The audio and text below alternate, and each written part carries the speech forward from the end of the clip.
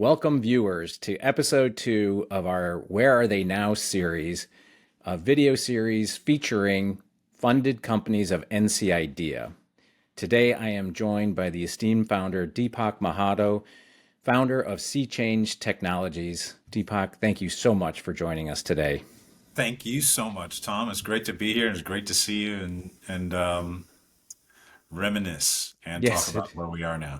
yes, it is. And reminiscing is a good way to kick things off because for people watching, let's see, I'll be coming up on my 9th year anniversary, and you were funded either the very last cohort before I started or 2 cohorts before I started. So you were funded in 2015 with a seed grant, $50,000 grant, but you were like part of that freshman group, so to speak, after I started, and I got to know you very early.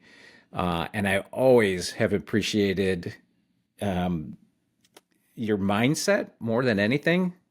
When people ask me to describe you, I just say he's like the spirit animal of the quintessential entrepreneur. Oh Ever gosh. you are. I sorry if that makes you uncomfortable, but I yeah. I appreciate the feedback. No, it's very interesting. I mean, I've had the good fortune of kind of seeing you, as you were coming out of the gate, so to speak. And I know it hasn't been just a straight, easy, linear progression, bottom left to top right of the growth chart. And when you were dealing with challenges and when you were dealing with, really some big wins, you were just consistently yourself. And I don't know if I've ever had a chance to tell you that and how much I respect that. But for the sake of the people watching who obviously don't know you like I do, would you mind kicking us off with just some background about yourself, and go a little bit before, if you don't mind, the founding, so that they get a sense of how it is you even started down this path? Yeah, absolutely, Tom. Thank you so much. Um, a little bit about myself. It is possible that I have always been an entrepreneur and never knew it. Um, I love figuring out how things work and and thinking about how and why things work and fixing them. As a kid, I always took things apart. Eventually, I started putting them back together. Um, while I don't have a formal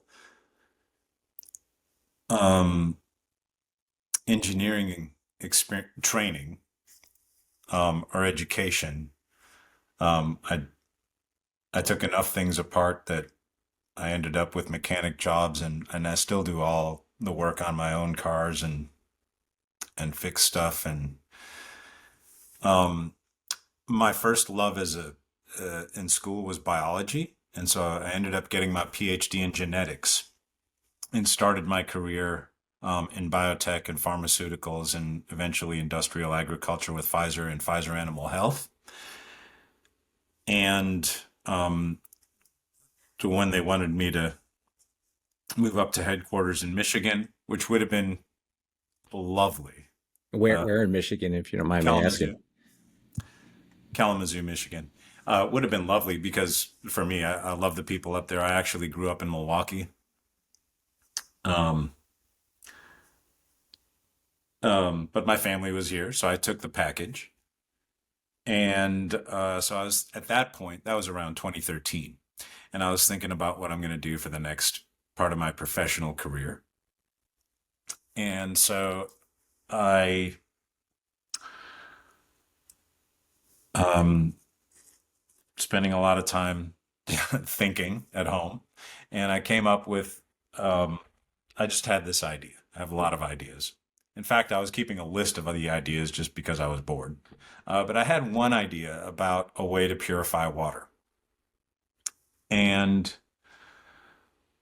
um, part of what I did in my career at Pfizer, which I loved, Pfizer's R&D program is based, and I was in research and development at the time. But their project uh, and product development paradigm is based on entrepreneurship, Mm-hmm. so they called it. And so as we as colleagues in the company came up with ideas, eh, what we did and what we were trained to do was to create new businesses around them and put together teams from within the company, cross-functional teams, including, marketing, uh, manufacturing, business development, any other collaborators to kind of really work together to develop the business case around that and then pitch it. I think it's safe at saying that viewers like like myself are probably surprised to learn that Pfizer had that priority internally. It was a very innovation focused company, and it was where I had most of my corporate experience. So I don't know how common that is or not, but it was amazing, and I loved it. But that was kind of my first, what I'll call, formal introduction to entrepreneurship, even though it was within a corporate framework. And so when I was out and on my own and had this idea, I sort of had a sense that um, I could take an idea and sort of run with it. But not being in that environment, I had a ways to go to figure out how to do that in my own, and so um, that was a challenge. That was a giant challenge. Um,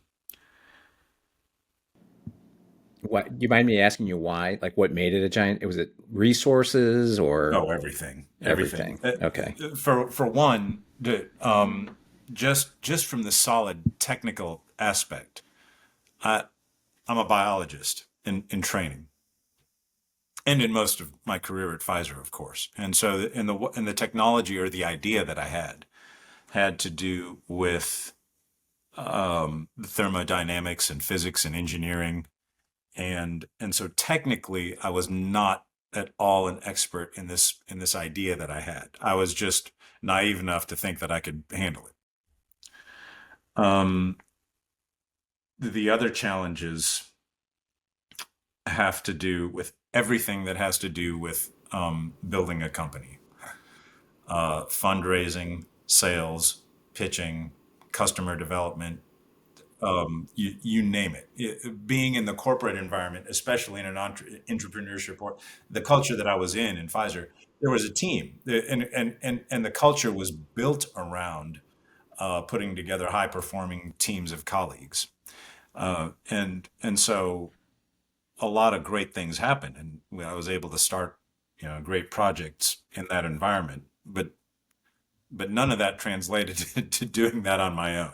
And so how to, build those networks in a new field, how to, approach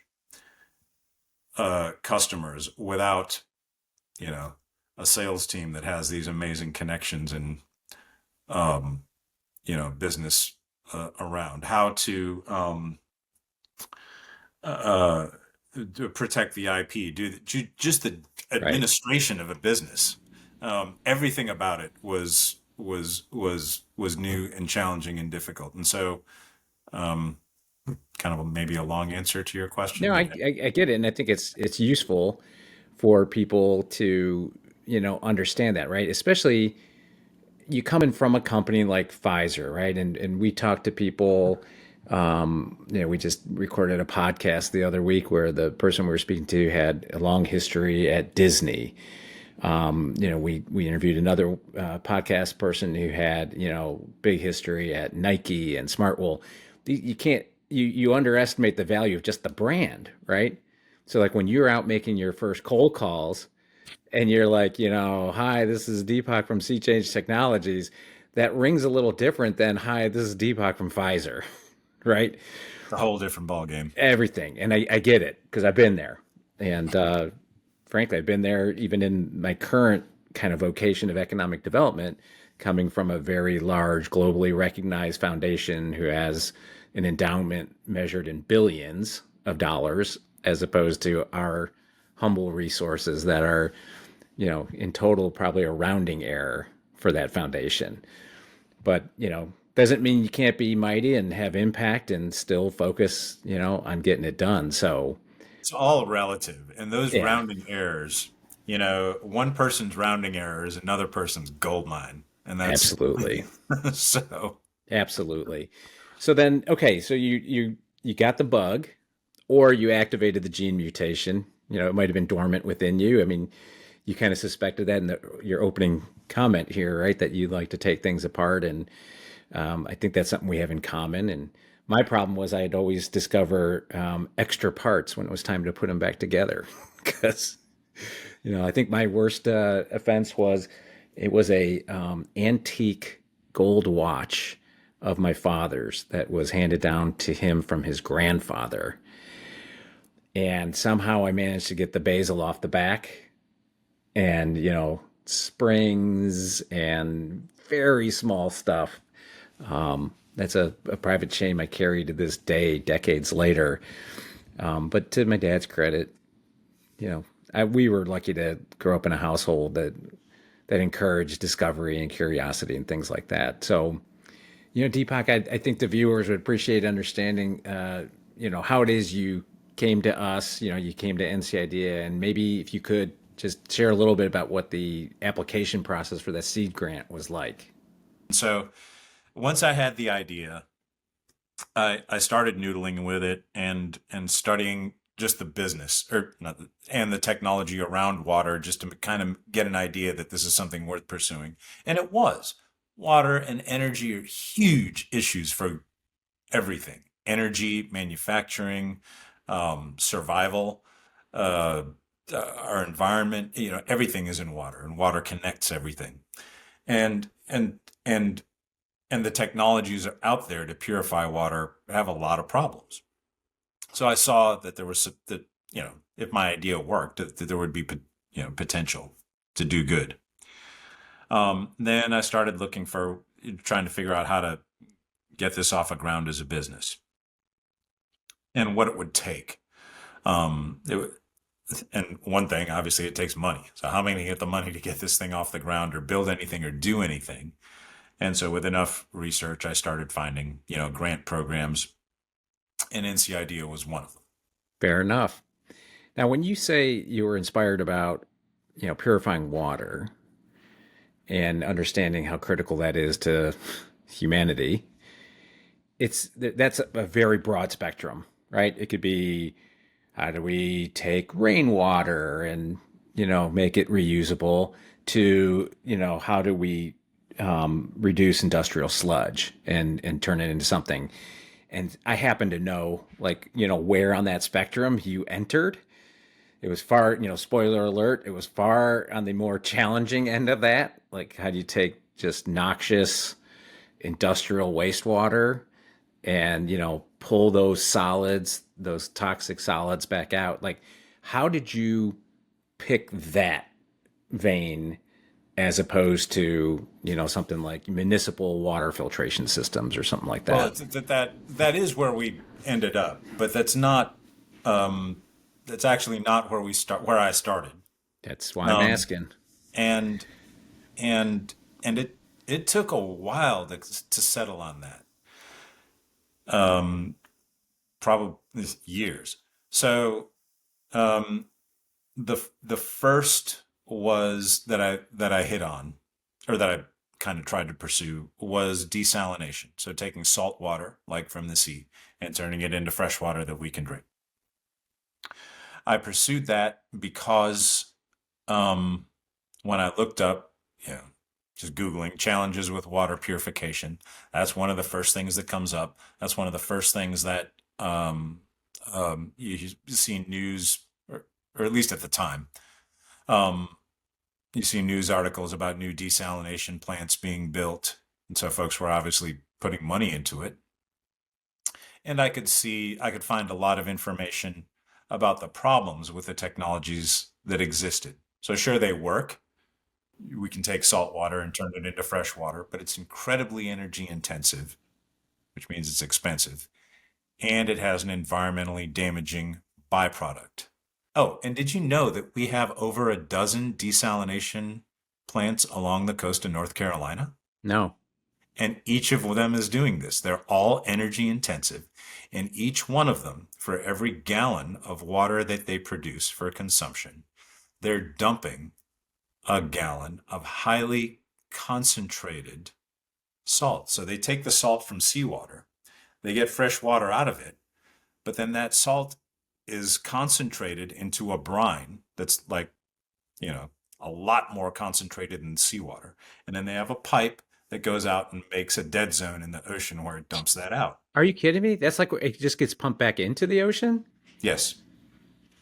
I mean, I don't know what I was expecting, like where they would dispose of it. I mean, it's not like you would want to bring it, on land because it would kill anything. Yeah. Okay. So this is very problematic, and this is when this is how I started to understand about the problems with water treatment. Is that number one, it's energy intensive and expensive, and the contaminants that you get out need to go somewhere, and those are both very difficult challenges. Is the assumption that the slurry, the salty slurry, will dilute over time? I mean, is that how we have told ourselves from an environmental impact that it's okay to do that, or what's the thesis behind that? I look at that in a couple of different ways. I think for number one, I think most people don't know. I think most people don't know or think about where their water or energy comes from and kind of what is they open the tap and water comes out, right? Right. I think that's probably normal. And so I don't I think that most people just don't think about it. Um, but if you did and I think there's there may just be an acceptance that um, energy and economic development come with a cost. I think for people that are actually involved with the projects and the decisions about about these trade-offs, that they're acceptable. That if we take, let's say, 1 million gallons a day of brine and put it in the ocean, that it's not really going to make that much a difference. That the dilution would work out. The So I scale think there's thing. a lot of ways that different people rationalize this, or um, but but what really got me into this is that the idea, at least, or the technology that I now have developed, kind of avoids those problems. It's a lot more energy efficient, and the byproduct is actually a useful product instead of a waste product that contaminates the environment. Yeah, I was wondering, if people are truly aware. I happen to live in the country, so where our water is supplied by a well. So I think we are a little more in tuned, with kind of like environmental impact. And if you think about anybody that's been affected by the Chemours plant, where groundwater has been contaminated for those reasons, it's a big issue at the risk of stating the obvious. It's a huge issue, and I think that um,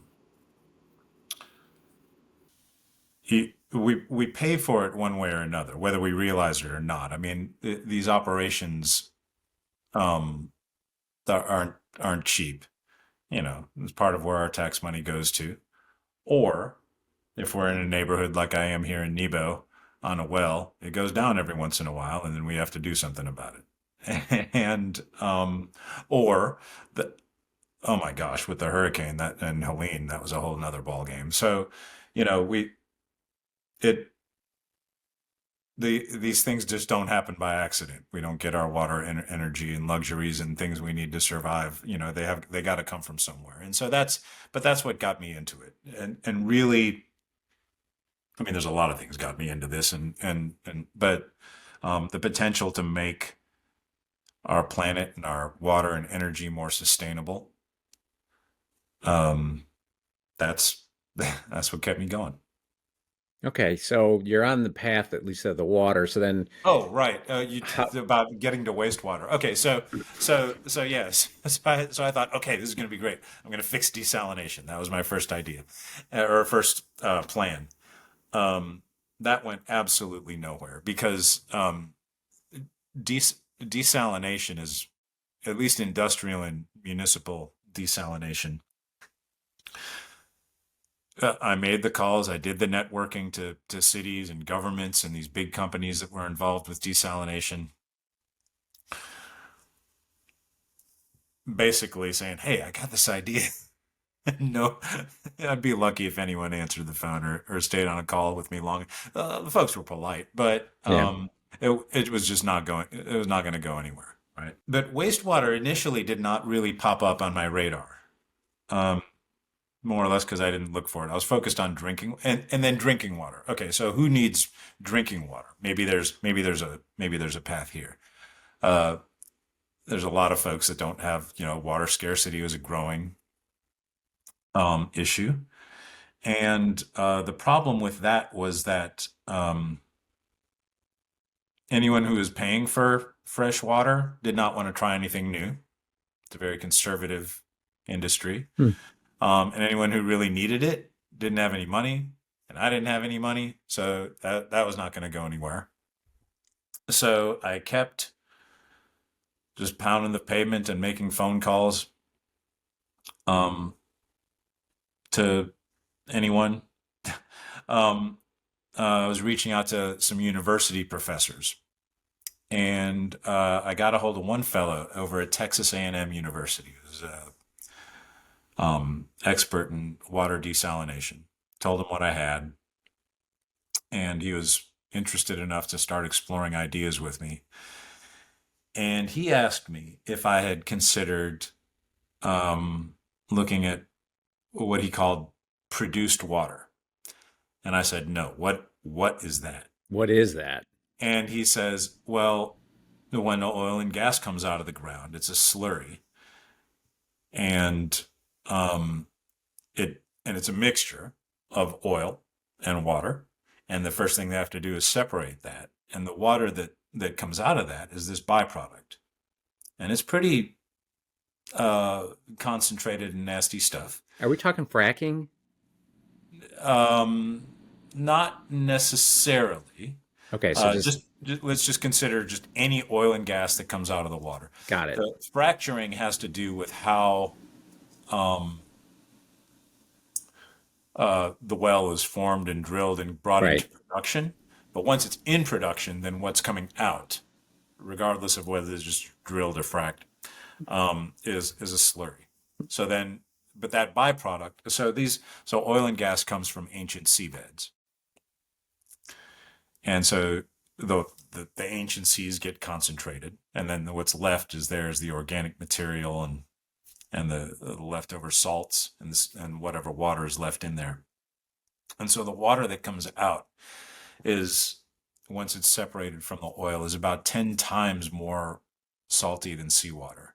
It's Mm. saturated. There's about 3 pounds of salt in every gallon of produced water.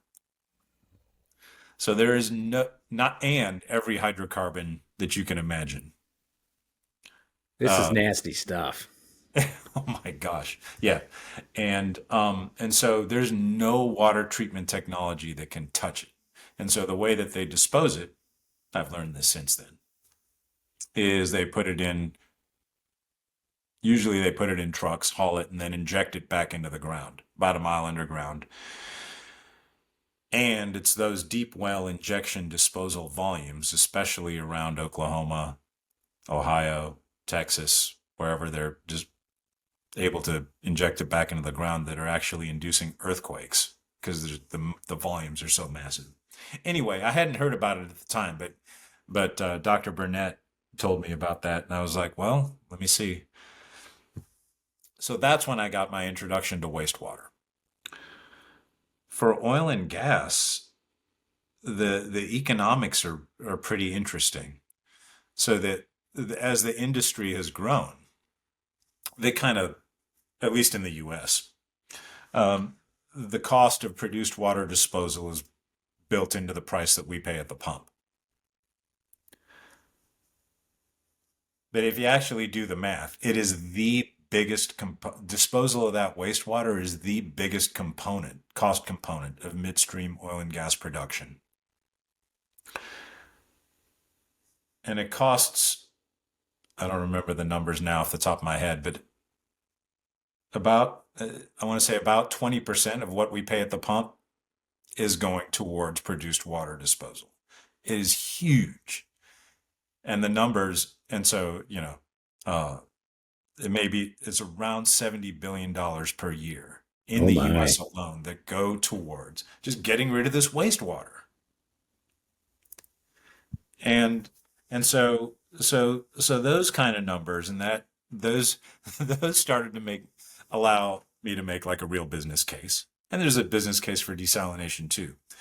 But what made this interesting was that and allowed me to actually get some traction and to put together a compelling case for my third try at an NC Idea grant was that the companies that are actually disposing this stuff, they were actually interested in trying some new technologies. Yeah, because they have an incentive to, right? Huge incentive. And so, and the threat of regulatory pressure for this induced seismic activity, which is always or was growing in the press at the time. What people knew about fracking, which was growing less and less popular and getting, for a number of reasons. And so there were these kind of public opinion drivers. There was a lot of different forces that helped to make this business case make sense. So that's where you have the aha pivot and first gen, you know, product development, your MVP, so to speak. Um, can you share a little bit of that evolution? I mean, I remember John Austin and I come in to visit you in that warehouse there in Durham. Oh, that was pretty far along. That was pretty Fair far enough. along. The first prototypes were in my garage, Right. Oh, and that's right. You had like a trailer, right? A trailer version? I went through a number of different trailers. Yeah, Yes, I remember that now. yeah. The first one was focused on water desalination, and so I took that to the beach and made Right. fresh water, and that was fun and interesting adventure, but went nowhere. And my neighbors were so gracious; they tolerated. Oh my gosh, what a mess! And my wife and everyone, the, the mess and the machinery. Oh my gosh! All right, so yeah, a number of iterations took place in the garage, and a lot of learning. So again, my background was as a biologist, and um, the initial idea that I had um, was to take water, spray it into a fine mist or an aerosol, and then move it in a stream of air. That's kind of the core of the technology. Well, and then the water would evaporate, and then I'd be left behind with the contaminants would be left behind as a dry powder or dust, which I could separate with a cyclone, and I'd have clean water vapor and a dry powder, which then could be like mined for minerals and whatever else is useful. So that was kind of the core of the idea. So how do I do that? My first prototype, I hacked some household appliances, including the Dyson vacuum cleaner, um, the humidifier, and a couple other things, and put them together in an interesting configuration, and was able to purify like a teaspoon of water or something. That was enough for me to like think that the idea had legs, and It's your and I proof could of complete. concept. Okay, so then how do I get to it from a teaspoon to like I think the U.S. Department of Interior Bureau of Reclamation pilot scale was like a liter per minute, and I was at like a teaspoon per minute. So I had to scale up by like 100,000 fold. I was like, how am I going to do this? All right. So then I got bigger and bigger blowers and fans and all kind of stuff to hack together in the garage until I built one that was big enough to fit on a trailer and bought a 30 kilowatt generator to power it. And it was working at a liter per minute, but it was it was still incredibly energy intensive, which is one of the problems I was trying to avoid. And so as I studied the engineering of this, I I realized that the most efficient way to move air is actually with a jet engine or a turbine. And so I had to, in order to overcome this cost issue, the operating cost and the business model and the economics were okay, but to really fully realize the potential, I had to figure out how turbines worked. And most of the turbine companies, well, I needed a little one. Yeah, I remember. I remember And being in your garage, your warehouse there. I never knew you could get a jet engine that small. well, normal, I didn't know that either. I thought Wasn't it hobby like the airplane enthusiast, the model airplane? Wasn't that where that came from? that was the first one that I used. So when I had these put together these equations to figure out what I needed.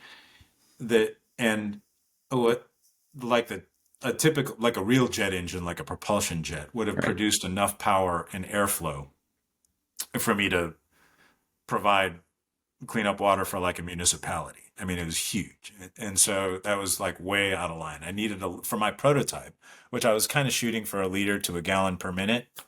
I needed something a lot smaller. And so my first one I did get a model aircraft jet engine. It was tiny. You could hold it in the palm of your hand. But that little thing generated enough airflow that I could process about 10 tons of water per day with that thing. Wow. And so that was my first prototype, was a toy. And eventually we figured out how to build our own using automotive turbochargers and our own custom built combustion chambers. But it took years to make those developments and move from the garage to the machine shop and ultimately to our own shop, which was the place you're talking about visiting in Durham. And by that point, it was still a prototype, but we had more automation and engineering and design into it, and we were manufacturing those on our own. So, so a long way there. So you did what entrepreneurs do. You iterate and you iterate and you iterate some more, and then you iterate 12 more times, right? And with each one you learn, you get better with the math, you find ways to, on the fringe, tweak and get better. At some point, you get to the point where you're confident that you can take on a true industrial test, like an MVP opportunity, if you will, and in a particular industry, which I understood to be textiles and fabrics, and you know where I'm going with this. You want to pick it up from there? We, yeah, I think so. I think the idea of having an MVP was something that I was familiar with. The other thing that I learned is that my my product would never I didn't have the design chops to make something that was really polished, UL listed, you know. So the trick was to find, or the challenge was to find potential customers that were willing to try something that was pretty rough. Um, and um, the other challenge that I had, um, with oil and gas and going after oil field produced water. That industry is very cyclical. They have a very boom and bust kind of thing with oil and gas. And that by the time I developed a prototype that could handle produced water, and I did it, I took it out to that professor at Texas A&M, and we put produced water through it, and that was the first time I'd actually seen it. And it was amazing. It smelled like gasoline. It was so foul. But we put it in the machine and it handled it. And there was a clean white powder coming out the other end, and everyone was amazed. It was awesome. But the prototype was still on a rickety little trailer. But by that time, I think that was right around 2017-ish. And the oil and gas industry was in a downfall at that Yep. point. And so I couldn't make a deal at that point, which was the core of my NC Idea grant. But I was giving a talk at a Department of Energy event, and there were some apparel brands had their sustainability representatives there, particularly from Wrangler and Adidas. And both of them approached me and said, "Hey, have you thought about using this tech for textile manufacturing wastewater?" And I said, "No, what do you got?" And so it grew from there. So I modified the prototypes, was able to negotiate sort of a pilot and R&D and consulting agreements, whatever I could with them to get the device out to the field. I know that I knew about the Adidas one. I didn't know Wrangler was part of that story.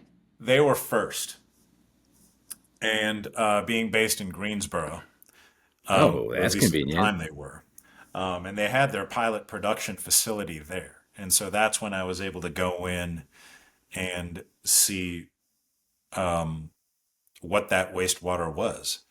And and the first deal we took was just sort of a proof of concept trial based on largely on the rounding error of their sustainability and R&D Right. executives' budget, Give me a which pinky's worth of that budget.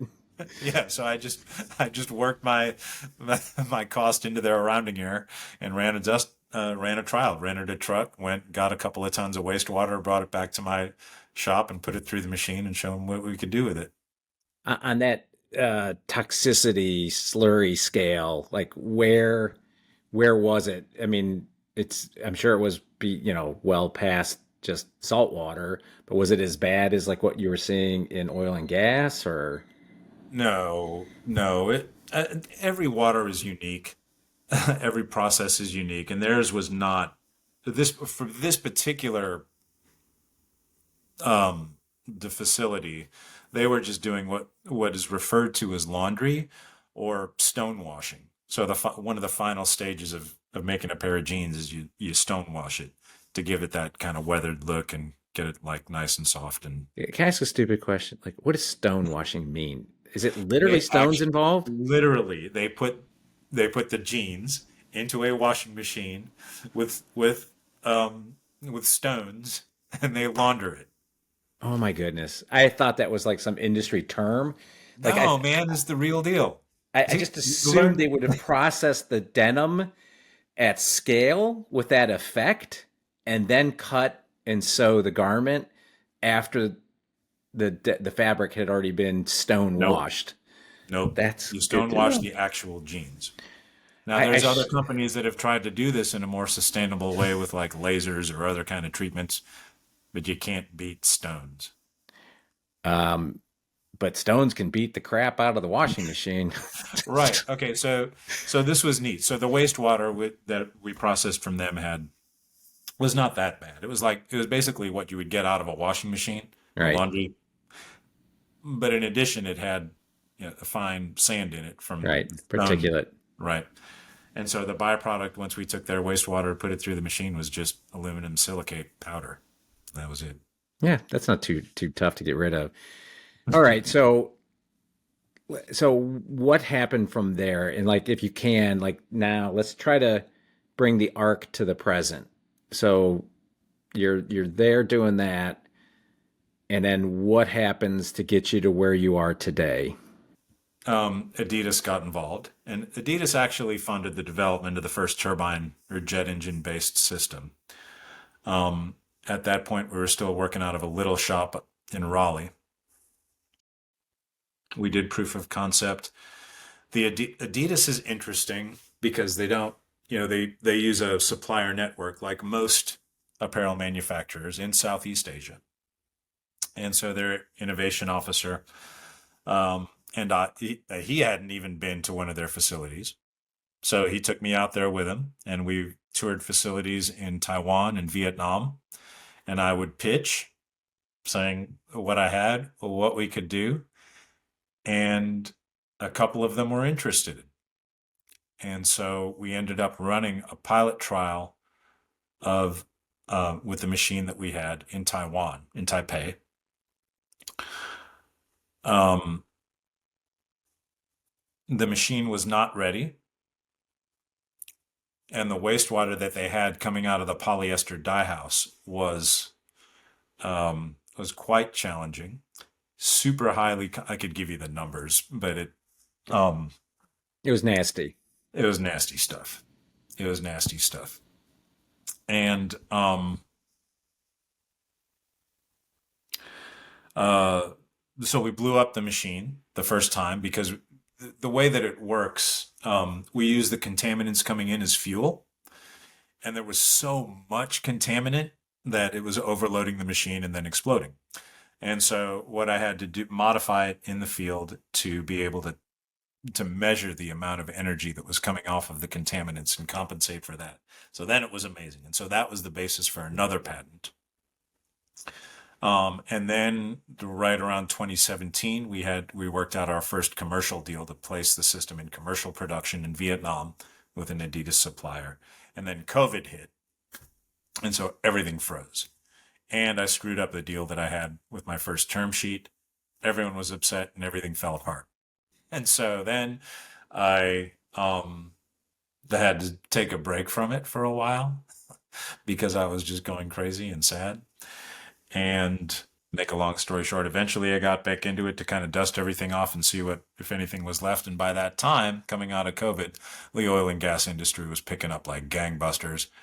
And I had just gotten into the Heritage Group Accelerator up in Indianapolis, working pretty closely with folks that are involved in industrial wastewater management, and and the folks in oil and gas were still interested. And so what that led to was me signing a licensing deal with a publicly traded oil field service company, going back to produced water and showing the value that we could deliver there in terms of reducing the cost for oil field wastewater management and extracting lithium from it, which is now a much more attractive value proposition than it Yes, was it is. back when I got started. And so um, spent a lot of time down in Texas putting that water through and showing what we could do.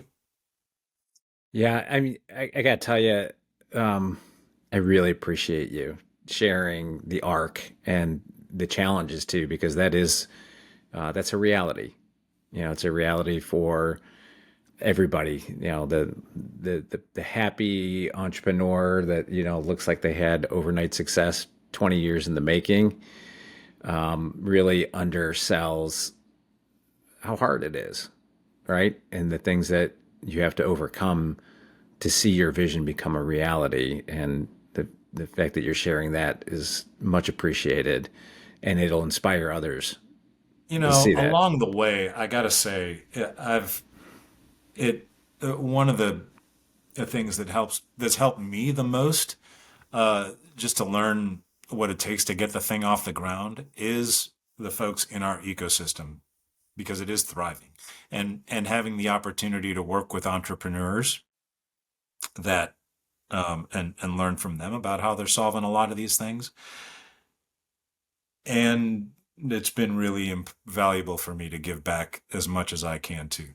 Yeah, So, and I'm going to brag on you for 1 second on that point, because you are sharing, your expertise, your knowledge, your experiences with other things in the ecosystem, most notably the NC Innovation effort that's trying to take some promising IP from the state's university systems and create the next generation of high impact companies. And so, being that kind of been there, done that, sage on the side, with faculty that have a vision for some, the potential of IP. And so bringing that, collision of experiences together is part of the thesis of what we're trying to do with this, the state of North Carolina's ecosystem to accelerate what is typically a very slow moving, arduous process of commercializing promising tech. And the fact that you were willing to do that, and you raised your hand when we put the call for, EIRs to join, is just yet again a testament to who you are, and that collectively, I think most in our ecosystem understand the value of this thing of ours, as we like to refer to it. And I mean ours in the collective sense, not Oh, well, NCIDI. thanks, Tom. I love it. It's so much fun. It's so much fun, and it's a good work. I like being a contributing member of society, and I think that helping grow the economy and create new innovative solutions that you know make the world a better place. What could be better than that? I agree. We're putting coupons in the karma bank, right? So thank you so much for joining us today. Really, really appreciate it. And I'm looking forward to continuing on this adventure with you, Deepak. All the Thanks so best. much, Tom. Appreciate you. Keep up the good work.